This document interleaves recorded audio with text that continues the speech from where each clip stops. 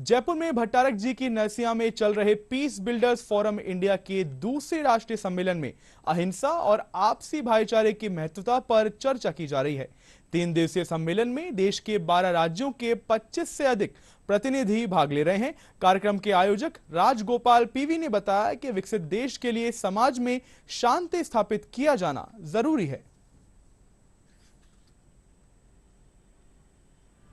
कई प्रांतों के लोग यहाँ इकट्ठे हुए हैं इस विषय पर विचार करने के लिए कि जहाँ जहाँ कॉन्फ्लिक्ट है, जहाँ जहाँ तनाव है, उसको दूर करने के लिए हम सब मिलकर क्या कर सकते हैं।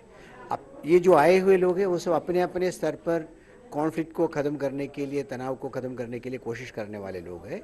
उनका सबका मिला जुला जो ताकत है और उनका सबका अनुभव है, उससे एक देशव्यापी, एक भौगोलिक संदर्भ में हम कैसे काम कर सकते हैं, उसके तलाश में यहाँ 25 लोग इकट्ठे हुए हैं। जो अब इस बार फोकस है वो ये है कि नई पीढ़ी तक शांति, सद्भाव को कैसे पहुंचाया जाए, क्योंकि अगर आप विकसित देश चाहते हैं और आप एक प्रगतिशील समाज चाहते हैं तो बिना शांति स्थापित किए हुए ना विकास हो सकता है, ना प्रगति हो सकती है।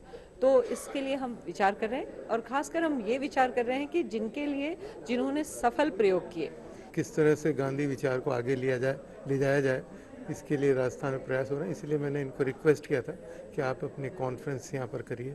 तो ये सब लोग यहाँ आए हैं।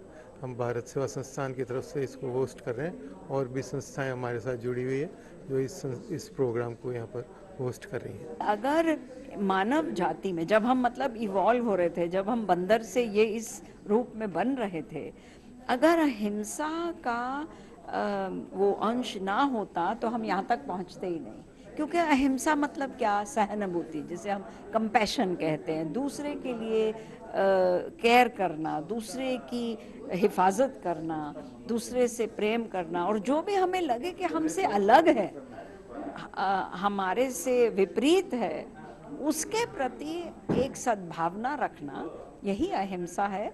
यहाँ पे रहना और सबको सुनना, सबके एक्सपीरियंसेस देखना, सबका काम देखना मेरे लिए बहुत ज़्यादा आई ओपनिंग है। बिकॉज ये एक्सपोजर हम डिजिटली देख लेते हैं बट हमारे सामने वो नहीं दिख पाता है। इवन दो मैं शहर में रहती हूँ, बिकॉज हम बिज़ी हो जाते हैं अपनी 10,000 चीज़ों में। तो मैं इस चीज़ के लिए बहुत ज़्यादा ग्रेटफुल हूँ। ये चीज़ें एज अ यूथ हमें बहुत ज़्यादा इंस्पायर करती हैं।